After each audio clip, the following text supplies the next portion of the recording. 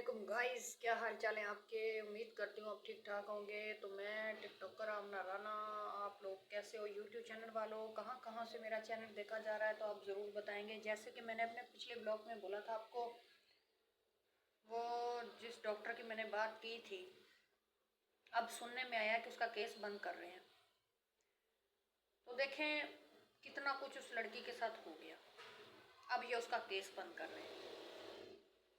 उसके मुजरमों को सजा तो मिली नहीं, मुजरम खुलेआम घूम रहा है। उसका शिकार आप हो सकते हो, मैं हो सकती हूँ, कोई और भी हो सकता है।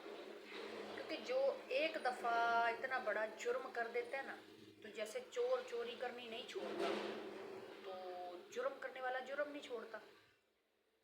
ये जो इंडिया की पुलिस है ना, ये भी फुस है, बेकार है।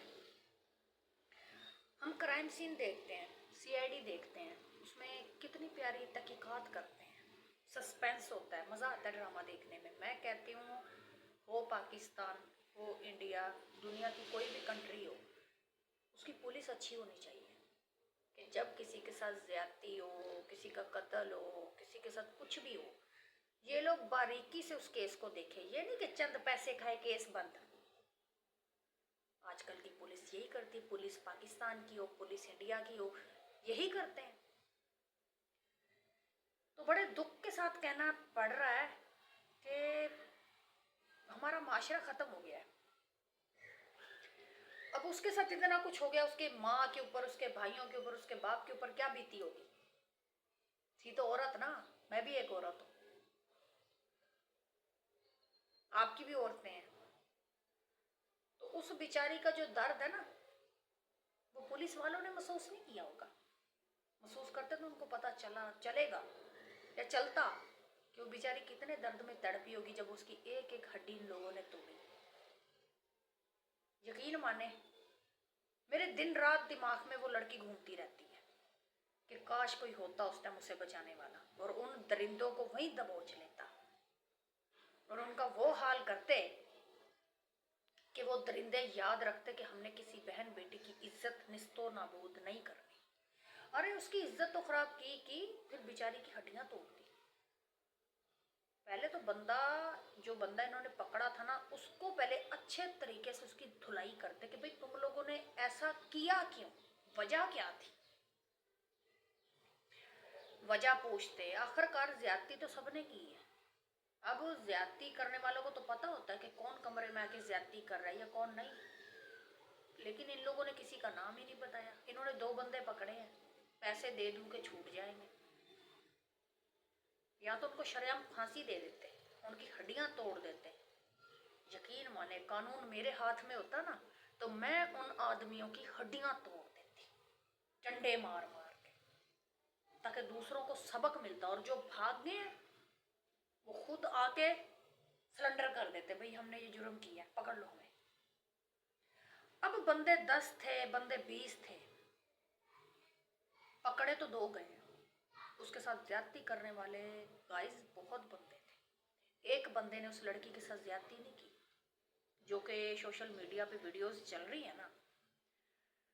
बाकी अल्लाह बेहतर जानता है क्या सच क्या झूठ।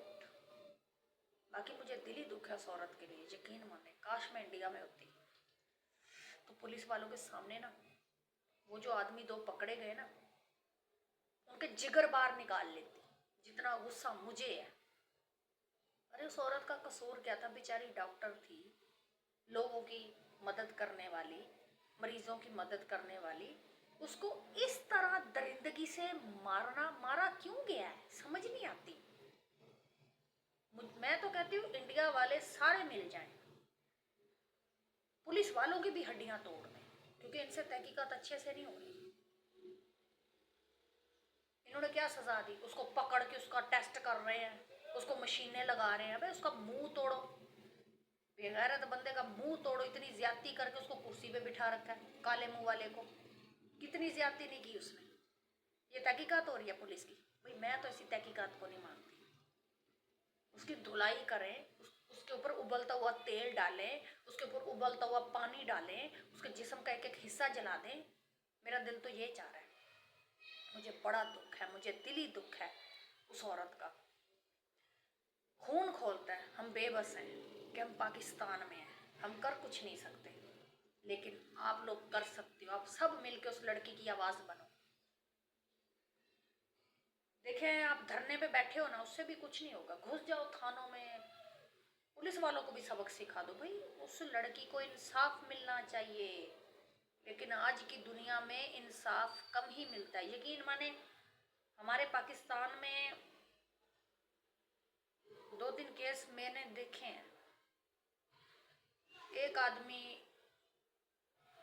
किसी को मार के फेंक देता है, किसी को गोली मार देता है, किसी का गला काट देता है, पुलिस वालों को मुजरम ही नहीं मिलता। सालों साल केस चलता रहता है, पता ही नहीं किसने कत्ल किया। ये अपने देखें, जैसे वो कहते हैं ना कि दुश्मन अपना ही होता है। पहले तो मुझे लगता है उस लड़की का जो दुश्मन था ना, कोई अपना ही था, जिसने उस लड़की के साथ इतना बुरा काम करा दिया। जेलसी, जैसे आप लोगों की जबान में बोलते हैं हिंसा, हमारी जबान में बोलते हैं जेलसी, नफरत। अब देखिए, एक बंदा मुझसे नफरत करता है, वो कोशिश करेगा, पहले काला जादू करवाएगा, जब बन कुछ नहीं रहा होगा काला जादू करवाएगा, फिर एंड मुझे मरवा भी सकता है, मुझे ज्यादती का निशाना भी बनाया जा सकता है। तो दुश्मनी पहले सबसे अपने घर से उठती है। आखिरकार इतनी दरिंदगी, आखिर कोई वजह तो होगी ना, उन्होंने इतनी दरिंदगी की है, क्यों की है? आखिर उसी लड़की के साथ क्यों भरे अस्पताल में? आखिर उसका पहले पीछा कर रहे होंगे, उस पर नज़र रखी जा रही होगी। जब बंदा चोरी करता है ना, तो सबसे पहले चीज़ों को ताड़ता है, देखता है कौन सी चीज़ कहाँ पड़ी है, फिर वो चोरी करता है। अब उस लड़की के साथ इतनी ज्यादती, जितने भी लड़के थे, आदमी थे, यंग थे, बूढ़े थे, जो भी थे, उन्होंने पहले प्लानिंग की होगी। प्लानिंग करके वो अस्पताल में घुसे, ठीक है ना।